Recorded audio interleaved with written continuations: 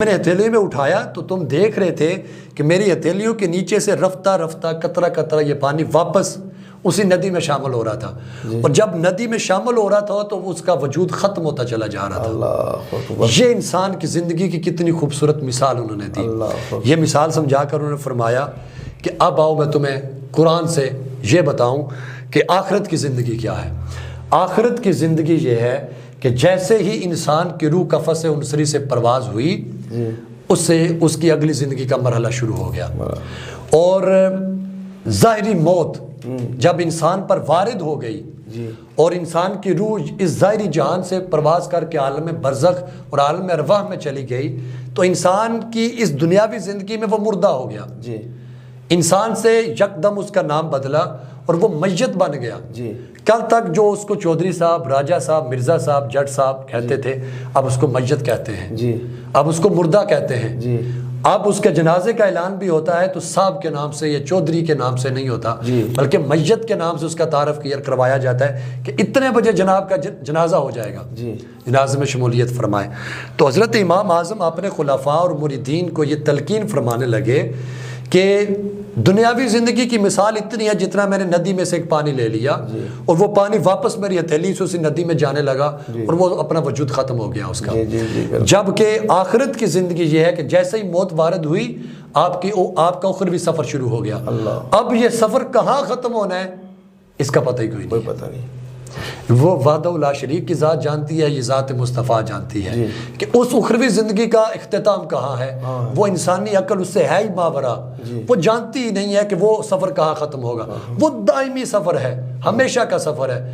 فرمایا پھر کتنا ناقص العقل انسان ہے، اور اس ساری بات کو انہوں نے کیمیائے سعادت میں نقل فرمایا کہ انسان کتنا ناقص العقل ہے کہ وہ اس چلو میں آنے والی زندگی کو ترجیح دیتا ہے، اور جو زندگی ختم ہی نہیں ہونے والی، جو ہمیشہ ہے، جس کا اختتام انسان کے وجود، انسان کے ذہن و دماغ اور شعور میں آ ہی نہیں سکتا، انسان اس زندگی کو بلا کر بیٹھا ہوا ہے اس چند روزہ زندگی کی رونقوں کے اوپر۔ کتنی خوبصورت مثال دی انہوں نے، اور پریکٹیکل دے کے سمجھایا کہ انسانی زندگی صرف اتنی ہے جتنا اس کے چلو میں پانی آ گیا دو ہتھیلیوں کے اندر۔ ناصر صاحب، ہمارے معاشرے میں جوان طبقہ بھی پایا جاتا ہے، بوڑھا طبقہ بھی پایا جاتا ہے، عورتیں بھی ہیں، مرد بھی ہیں۔ اب اس پروگرام کی وساطت سے آپ جوان مردوں کو، جوان عورتوں کو، بوڑھے مرد عورتیں، ان کو آپ کیا پیغام دیں گے کہ آپ اپنی آخرت کی تیاری کس انداز سے کریں، کیسے کریں؟ خوبصورت، بڑا خوبصورت سوال کیا، اور آج کے معاشرے کے ساتھ ریلیونٹ سوال ہے آپ کا۔ ہمارا معاشرہ بڑا تباہی کے دہانے پر کھڑا ہو گیا ہے۔ اب بھی وقت ہے کہ اس معاشرے کو ہم دھکیل کر اگر واپس کی پیچھے کی طرف پلٹائیں نہیں تو سمجھیں کہ یوں سمجھیں کہ گڑھے کے اوپر ہمارا معاشرہ کھڑا ہے، ایک ہی ہوا کا جھونکا آیا اور ہم سارے اس گڑھے کے اندر چلے جائیں گے اور صفحہ ہستی سے ہمارا نام مٹ جائے گا۔ اس طرح کی خرابیاں پیدا ہو گئی ہیں، حلال و حرام میں تمیز ختم ہو گئی ہے۔ ہمارے لباس ایسے ہو گئے ہیں، کیا مرد اور کیا عورتیں، ایسے بےہودہ لباس ہو گئے ہیں کہ میں اگر بہت ہی کھلے انداز میں بات کروں تو ابلیس کو بھی شرم آتی ہوگی آج کے ہمارے اٹھنے بیٹھنے کے انداز دیکھ کر، ہمارے لباس دیکھ کر، اور بے حیائی، ہمارے بازاروں کے اندر جو چلتی پھرتی بے حیائی ہے یہ دیکھ کر تو ابلیس بھی شرما جاتا ہوگا کہ ایک مرد ہے اور ایک عورت ہے، دونوں کے لباس میں تمیز ہی ختم ہو گئی ہے۔ اور آج ایسا زمانہ آ گیا ہے، فیشن کا ایسا زمانہ آ گیا ہے کہ اچھا بھلا انسان جو کسی تعلیم سے تعلق رکھتا ہے، کسی اچھے بھلے شعبے سے تعلق رکھتا ہے، اس کی اپنی اولاد بھی اس کے اختیار میں نہیں دی، اس کی اولاد بھی نت نئے ڈیزائن اور نت نئے فیشن کے ساتھ لبریز ہے، اور والدین اس نہج پر پہنچ چکے ہیں کہ وہ اتنی بھی جرت نہیں کر سکتے کہ اولاد کو منع کریں۔ آج ہے کسی ماں باپ کی جرت وہ اپنے بیٹے کو منع کرے کہ بیٹے یہ تیرا لباس جو ہے یہ باہر معاشرے کے ساتھ یہ مناسب نہیں ہے، فیملی کے ساتھ یہ لباس اٹھنا بیٹھنا اس کا جوڑ نہیں بنتا۔ ہم ایک سلجھے ہوئے معاشرے کے ساتھ، تعلیمی معاشرے کے ساتھ، علمی معاشرے کے ساتھ اور عزت دار خاندان کے ساتھ ہمارا تعلق ہے۔ یہ ٹائٹ لباس، یہ ہاف سلیو اور یہ اس طرح کے چست لباس یہ آپ کو زیب نہیں دیتا۔ آپ بیٹی کو منع کر کے تو دیکھیں، اس نے کہا ہے ابا آپ کو ہو کیا گیا ہے، اماں جانا پرانے دور کی مائیں، آج کا فیشن ہے۔ اگر ہم وہ کھلے لباس، چوڑے لباس پہن کر باہر نکلے لوگ کہیں گے کہ بدھو آ گئے، کیسے پہاڑی لوگ آ گئے، انداز بدل گئے ہیں۔ سوچ کے زاویے بدل گئے. بیہودہ لباس پہن کر آپ گھر سے کی دہلیز کراس کریں تو وہ عزت کی علامت ہے. آپ اپنے بدن کو ڈھک کر نکلیں, چھپا کر اگر کہ عورت اور کسی باعزت معاشرے کی عورت اگر پورے نقاب کے اندر بازار کو نکلتی ہے تو لوگ نفرت کی نگاہ سے دیکھتے ہیں. بھائی آج کون سا نقاب کا زمانہ ہے؟ آج یہ کس دور میں یہ زندگی بسر کاری, اس نے منہ ڈھانپا ہوا ہے اور سارا کچھ بند ہے. لیکن جب دیکھیں ہماری سوچ کے اگر زاویے اس نیج پر منسلک ہو جائیں تو پھر اللہ کی طرف سے عذاب اس شکل میں آتا ہے کہ اللہ نے سب کے چہروں کو بند کر دیا. دیکھیں نا آج بھی سارا دنیا 2 سالوں سے چیخ رہی ہے کہ وہ آپ ماسک پہنیں, منہ ڈھانپ کے رکھیں, اپنے پورے لباس کو کور رکھیں, ہاتھوں کے اوپر گلوز پہنیں. تو بات یہ ہے کہ اگر ہم خود اپنے آپ کو سنواریں گے نہیں تو پھر اللہ کا ایسا کوڑا ہمارے اوپر برسے گا کہ پھر پوری دنیا اس کی جکڑ میں آ جائے گی. اللہ کے لیے تو مشکل نہیں ہے ہمارے لباسوں کو ٹھیک کرنا, ہمارے کردار کو ٹھیک کرنا, ہماری عقل اور شعور کو ٹھیک کرنا, درست کرنا. یہ اللہ کے لیے تو مشکل نہیں ہے. وہ تو جب چاہتا ہے جس دانے اس کو چاہے موڑ کے درست فرما سکتا ہے. ضرورت ہے کہ اللہ کی پکڑ کے علاوہ ہم خود اپنے آپ کو سنواریں. آپ نے جو سوال کیا وہ بڑا جامع سوال ہے, اس کے اندر میں 4 چیزیں ذکر کرتا ہوں. ایک تو اس کے اندر ہمارے دلوں کے اندر اور ہمارے قلوب و ذہان کے اندر آخرت کی فکر بھی اجاگر ہوگی, اور قرآن و حدیث کے اندر اس کے واضح اشارے بھی موجود ہیں. سب سے پہلی چیز جو آقا علیہ السلام نے بھی ارشاد فرمایا اور قرآن نے بھی اس کے اوپر بڑا فوکس کیا کہ آخرت کی فکر اپنے اندر جاگزی کرنے کے لیے وہ جوان ہوں, وہ خواتین ہوں, وہ بزرگ ہوں, وہ مرد ہوں, کسی بھی عمر کا انسان ہو, سب سے پہلے اس کو اگر اس کے اندر اللہ نے یہ سوچ ڈال دی ہے کہ جتنی زندگی میری بسر ہو گئی وہ خطاؤں میں ہوئی, وہ غفلت میں ہوئی, وہ سستی میں ہوئی, اب مجھے آخرت کے بارے میں سوچنا چاہیے. تو اس کے لیے جو پہلی چیز قرآن و حدیث اور آقا علیہ السلام نے ارشاد فرمائی وہ یہ فرمایا موت کو کثرت سے یاد کرو. جو بندہ موت کو کثرت سے یاد کرتا ہے وہ دنیا کی رغبتوں سے پھر بے خبر ہونا شروع ہو جاتا ہے. اس کو پتہ ہوتا ہے کہ موت میرے سر کے اوپر منڈلا رہی ہے, کسی بھی لمحے میں موت کا شکار ہو جاؤں گا. اور یہ جو میرا درایا اور ساری زندگی کی میرے معمولات یہ کسی بھی لمحے اندھیرا بن سکتے ہیں, کسی بھی لمحے یہ ختم ہو سکتی ہے. تو موت کو کثرت سے یاد کرنا یہ انسان کو دنیا کی لذتوں سے نجات دلاتا ہے. اس لیے آقا علیہ السلام نے بھی ارشاد فرمایا کہ موت کو کثرت سے یاد کرنا یہ لذتوں کو مٹا دینے والی ہے. موت لذتوں کو مٹاتی ہے.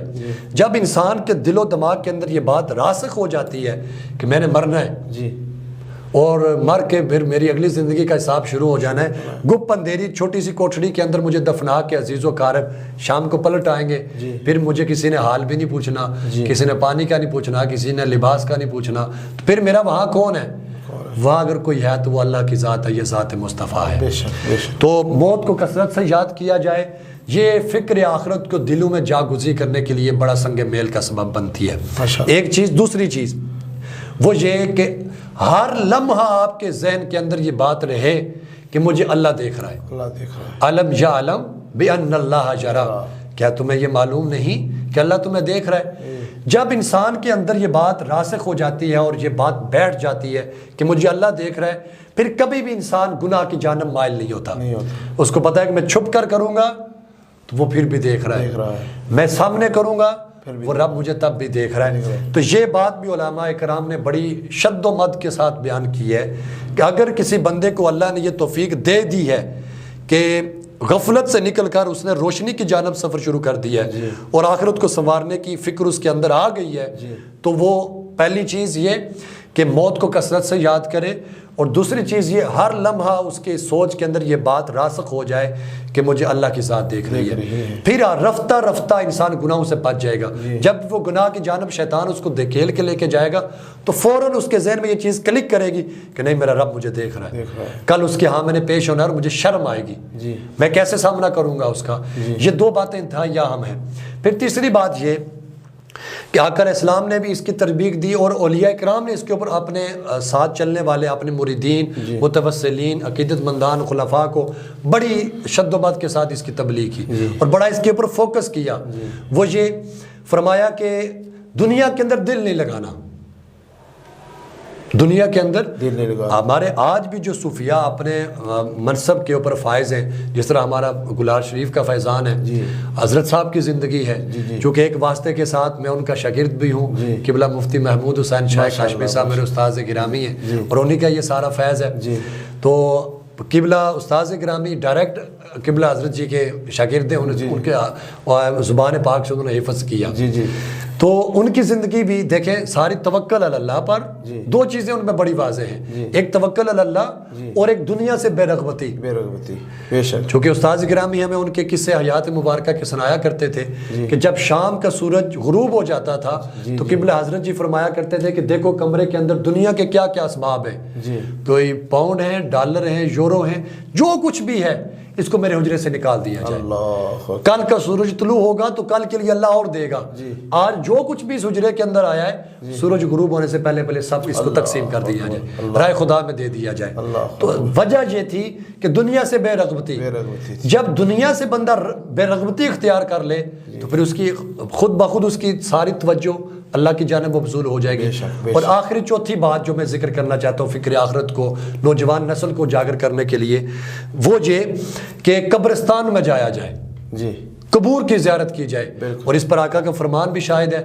حضور علیہ السلام نے فرمایا کہ کنت نہیتکم عن زیارت القبور فزوروها فانها تذکر الاخرہ. فرمایا کہ میں تمہیں ایک وقت تھا کسی حکمت کے باعث کہ قبروں کی زیارت کرنے سے میں تمہیں منع فرمایا کرتا تھا، لیکن اب فزوروها بس اب زیارت کیا کرو، فإنها تذکر الآخرہ، کیونکہ یہ آخرت کی یاد کو تازہ کرتی ہے. جب بندہ قبرستان جاتا ہے اور دیکھتا ہے کہ یہ میری ماں کی قبر ہے، یہ میرے باپ کی قبر ہے، یہ میرے بھائی اور بہن کی قبر ہے، تو ایک لمحے کے لیے انسان دنیا کو بھول جاتا ہے کہ یہ زندگی ہے. یہ کل میری ماں میرے ساتھ تھی، میرے والد گرامی میرے ساتھ تھے، میرے سر کے اوپر ان کے سایہ عاطفت اور سایہ شفقت تھا. آج یہ جدا ہو گئے، آج یہ نہ بول سکتے ہیں، نہ ظاہری طور پر ہمیں پتہ یہ چل سکتا ہے کہ میری بات کو سن رہے ہیں. حالانکہ قرآن اور حدیث مبارک اس بات پر شاہد ہے کہ مردے سنتے ہیں، وہ قبر پر آنے والے کو پہچانتے بھی ہیں. لیکن انسانی عقل جو دیکھ رہی ہوتی ہے وہ یہ ہے کہ اس قبر کی مٹی کے اندر ایک میت پڑی ہے اور ایک مٹی کی وہ جو اوپر اس مٹی کا ڈھیر لگا ہوا، یہ میرے اور اس کے درمیان یہ فاصلہ ہے، قبر فاصلہ ہے. تو قبروں کی زیارت بھی فکر آخرت کو اجاگر کرنے میں بڑا اہم کردار ادا کرتی ہے. اور علماء کرام نے بھی اس کی بڑی تبلیغ فرمائی کہ کسی بھی طور پر اگر آپ کو آخرت کے ساتھ آپ کا دل نہیں جڑ رہا، آپ کا دماغ نہیں جڑ رہا، آپ کھوئے ہوئے ہیں دنیا کے اسباب اور رنگینیوں کے اندر، تو پھر قبرستان کا چکر لگایا کرو. اللہ کے نبی نے بھی فرمایا کہ کم از کم ہفتے میں ایک بار جمعرات کی شب یا جمعہ کی شب اپنے ماں باپ کی قبروں کی زیارت کیا کرو، قبرستان جایا کرو. پھر اور کتنے مواقع ہیں، جس طرح کہ وہ عاشورہ کا دن ہے، اس میں سلف صالحین اور ہمارے اکابرین کا طور طریقہ ہے کہ عاشورہ کے روز وہ قبرستانوں میں جایا کرتے تھے. پھر معراج کی شب آتی ہے، شب اور جتنی بھی برکت والی راتیں ہیں ان میں خاص طور پر اولیاء اور صلحاء کرام نے فرمایا کہ قبرستانوں کی زیارت کیا کرو. اس کے اندر سبب یہ ہے کہ آپ جب قبرستانوں میں جاتے ہیں تو آخرت کی یاد تازہ ہوتی ہے. تو یہ چار چیزیں اگر انسان اپنے دل و دماغ کے اندر بٹھا لے تو اس کے اندر فکر آخرت کی ایک لگن لگی رہتی ہے کہ اللہ کے حضور جانا ہے اور میرے مرنا بھی ہے، اللہ کو جواب دہ بھی ہونا ہے. ہمارے جتنے بھی سامعین و ناظرین اس پروگرام کو سن رہے ہیں یا سنیں گے یا اس سے استفادہ کریں گے، ان کو ایک ہی درس ہے کہ یہ زندگی انتہائی فانی ہے. اس زندگی کا کوئی بھروسہ نہیں ہے. ابھی ہمیں پتہ نہیں ہے کہ ہم نے یہ پروگرام کر کے یہاں اس کمرے سے باہر جانا بھی ہے یا نہیں، یہ ہماری موت واقع ہو جائے گی. اور جس طرح کی آج موتیں واقع ہو رہی ہیں، اچھا بھلا نوجوان خوبصورت گھر سے تیار ہو کے موٹر سائیکل پہ گاڑی پہ نکلا ہے اور چند ہی لمحوں بعد اس کی میت گھر میں آ پڑی ہے اور گھر میں صفِ ماتم بچھ گئی ہے. اتنی اچانک موات ہو رہی ہے. اچھا بھلا انسان تندرست رات کو کھا پی کے سویا ہے، صبح جناب وہ جاگا ہی نہیں ہے، وہ ابدی نیند سو گیا. تو ضرورت اس امر کی ہے کہ ہم آج ہی اپنے رخ اللہ اور اس کے رسول کی جانب موڑ لیں، اپنی قبر کی تیاری کے لیے اور آخرت کے سفر کے لیے ہم اپنے ذات راہ تیار کر لیں. چونکہ اولیاء کرام اور حضرت مولا علی شیر خدا کا اس پر بڑا خوبصورت ایک فرمان ہے. وہ فرماتے ہیں جب مسافر گھر سے نکلتا ہے جی تو اپنی منزل کا تعین کر لیتا ہے جی کہ میرا 4 دن کا سفر ہے جی اور 4 دنوں کی تیاری کر کے میں نے گھر سے نکلنا ہے. جی 4 دنوں کے لباس، 4 دنوں کا کھانا پینا، 4 دنوں کا توشہ وہ ساتھ لے کے گھر سے، اور سفر کے اخراجات جی وہ ساتھ لے کے نکلتا ہے کہ میرا کراچی تک کا سفر ہے، جی لاہور تک کا سفر ہے، مجھے رستے میں دقت پیش نہ آئے. جی فرمایا انسان تو کس دنیا میں کھویا ہوا ہے، تو کن خیالات میں گم ہے؟ تیرا تو سفر ہی اتنا لمبا ہے کہ تو ساری زندگی سجدے میں ہی سر رکھے تو پھر بھی تسلی نہیں ہوتی کہ اگلے اتنے لمبے سفر کے لیے تیری تیاری پوری ہو گئی. تو کہاں کھویا ہوا ہے؟ وہ اتنا لمبا سفر ہے اگلی زندگی کا کہ اس کے لیے تو ساری زندگی تو سجدے میں پڑا رہے، رکوع و سجود و تسبیح و تحلیل میں پڑا رہے، تو تب بھی اس سفر کی تیاری انسان کے لیے مطمئن نہیں ہوتا. تو آج سے ہی تیاری شروع کریں فکر آخرت کی، میرے سمیت اور جتنے بھی ہمارے ناظرین اس پروگرام سے استفادہ کریں ان کو ایک ہی سبق ہے کہ ہم آج سے ہی فکر آخرت کے لیے تیاری شروع کر دیں. اللہ کا خوف دلوں میں جاگزی کرے، اور جہاں وہ بڑا غفور الرحیم ہے وہاں وہ بڑا قہار بھی ہے. وہ فرماتے ہیں نا حضور میاں صاحب، عدل کریں تے تھر تھر کمبن اونچیاں شانہ والے، فضل کریں تے بخشے جامن میرے جے منہ کالے. وہ فضل کرنے پہ آئے تو 100 قاتل کو بھی بنی اسرائیل والے کو بھی بخش دے. وہ پکڑ پر آ جائے تو پانی کے قطرے کے برابر بھی انسان کو، رائی کے ذرے کے برابر بھی پکڑ لے. فَمَنْ يَعْمَلْ مِثْقَالَ ذَرَّةٍ خَيْرًا يَرَهُ وَمَنْ يَعْمَلْ مِثْقَالَ ذَرَّةٍ شَرًّا يَرَهُ. وہ تو ایک ایک ذرے کا بھی حساب لے گا، اور جو ذرہ برابر ہم نیکی کریں گے وہاں انسان اس کو پا لے گا، اور ذرہ برابر ہم خطا کریں گے، اس کی نافرمانی کریں گے، قیامت کے روز اس کو بھی ہم پا لیں گے. اللہ کریم ہماری اس آج کی نشست کو قبول فرمائے، اور اس نشست کو ہمارے لیے اور جملہ ہمارے ناظرین و سامعین کے لیے ذریعہ نجات بنائے. بار دیگر آپ کا شکریہ ادا کرتا ہوں، آپ نے اس خوبصورت نشست کے لیے مجھے منتخب کیا، اور کچھ گزارشات، کچھ چیزیں مجھے بیان کرنے کا آپ نے موقع فراہم کیا. آپ کا بھی جناب بہت شکریہ، کی ساتھ عطا ماشاءاللہ. آمین آمین. بہت شکریہ آپ ہمارے پروگرام میں تشریف لائے. انشاءاللہ تعالی مزید ہم اس پروگرام کی اجازت سے ہم آپ سے استفادہ حاصل کرتے رہیں گے انشاءاللہ، اور اس پروگرام کو جاری رکھیں گے. تو سامعین ناظرین، انشاءاللہ آج آپ نے پروگرام سنا ہوگا، اور جب بھی ضرورت پڑے اور جب بھی آپ چاہیں کہ ہم اپنے ایمان کو تازہ کریں اور کوئی کمی پیشی ہو جائے زندگی میں، تو اس پروگرام کو لازمی سنا کریں. اور انشاءاللہ تعالی کل پھر ملیں گے آپ کے ساتھ ایک نئے مہمان کے ساتھ، نئے موضوع کے ساتھ. پروگرام بہار سلطانیہ رمضان ٹرانسمیشن میں فی الحال ہمیں اجازت دیجیے. اللہ حافظ، اللہ نگہبان، اللہ ہم سب کا حامی و ناصر ہو.